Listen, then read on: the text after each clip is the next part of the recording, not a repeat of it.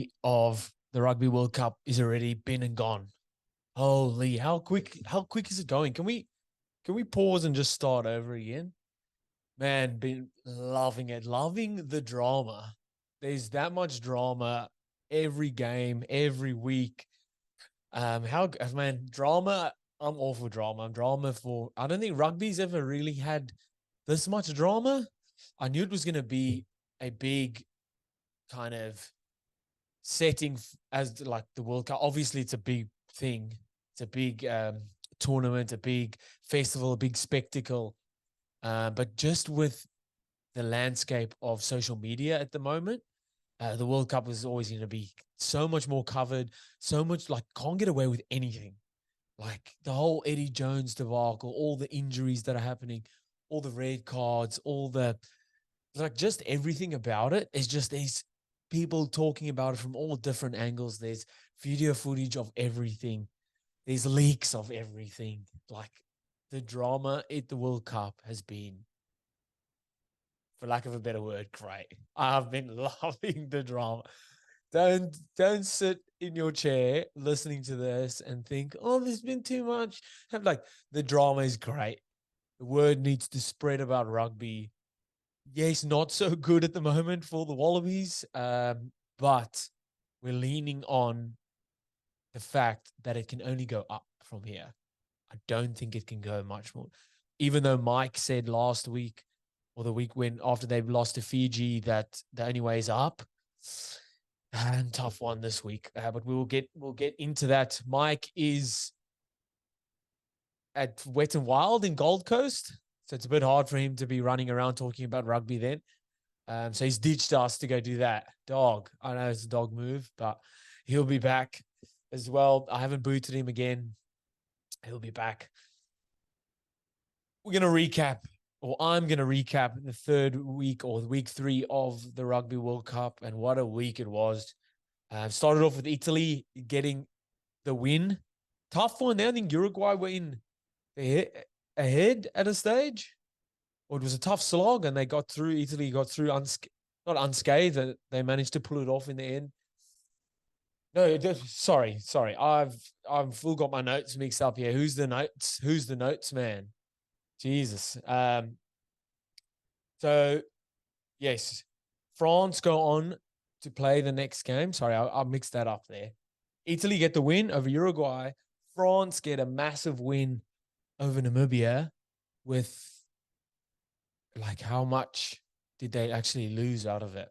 If that makes sense. With Anthony Dupont having his jaw fractured, I'm pretty sure that was there's all kinds of bones around there that were fractured. That was obviously the massive talking point in that. I don't like that Johan Deisel, or is it Johan Deisel, that got the center from Namibia that got hounded on social media like that. We kind of see it a lot, especially here in Australia with the rugby league players. It's not good to see that carrying over into rugby union. I don't think it matters what sport it is, just the landscape again of social media. It's such easy access to get to these players, and apparently he had to put his Instagram on private, so he was getting heaps of messages. The guy isn't gone out there to intentionally injure someone. And like I've said in previous episodes, the split second decisions you have to make as a defender to make the tackle in tackle situations, it's hard, man. You go in, you set to make a tackle, and the guy steps with his face into your. It's tough. It's a tough one. Apparently, the news was that the break wasn't as bad and Dupont would be ready by semi-final, but because of the draw and how everything is played out, France will look like they'll be playing South Africa in the quarterfinals. And then you can't rest your best players. If there's the slightest chance that he can play with an iron mask on, I think that's what's going to happen. So there's the news come out that he's gone to see surgeons or plastic surgeons or whatever. They're going to make a nice mask for him. I'm all for it. Go for it. We want the best players playing. Argentina get the win against Samoa. I will say sorry, not sorry, but probably the boringest game or most boring game of the World Cup. Yes, the Weather didn't really help, but man, that didn't stop the Argentinian fans. They absolutely love it. That was good to see. Georgia, Portugal, probably after Wales, Fiji, one of the games of the World Cup. So 18 all, but Portugal were this close to getting their first ever win in a World Cup. I hope that's true, because I've just rung that. I'm pretty sure it is. There was 3 minutes to go. Georgia set up for a maul. They score the try, so they were 6 points, 5 points behind. Yeah, they were 5 points behind, so it was 18-13. Georgia get a maul, obviously right close to the touchline. They go over to score.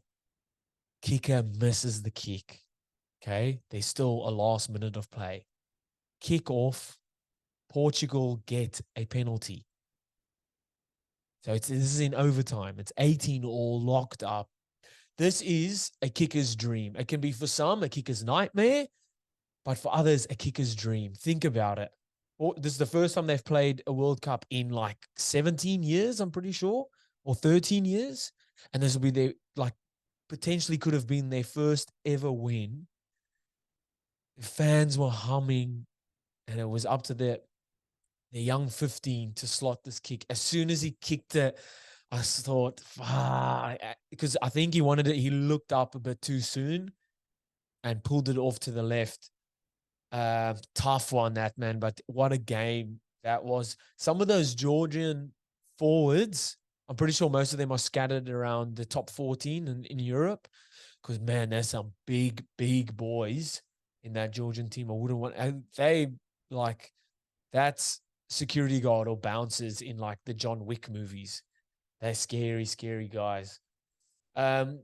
England win, a massive win over Chile. That's like, I've written next to that a pool picking issue.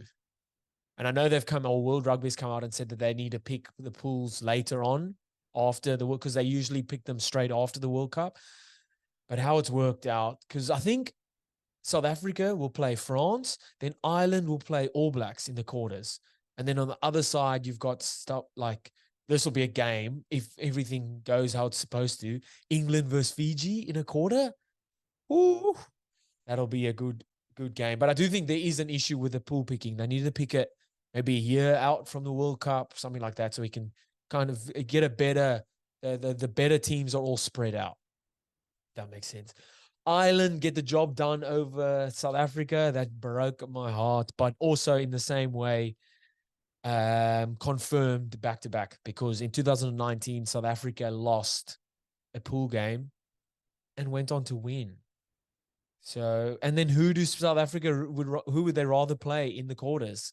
France or New Zealand? I don't know. That is a tough one, man. I don't know, but credit to Ireland, man. They out-Springbokked the Springboks. Which makes them, and I think them and France now clear favorites. I am still Springboks, but Ireland and France now out and out favorites. I think if either of them, or if they don't make the finals, or like come grand final day, it's a bad tournament. It's a not a not successful tournament, for lack of a better word.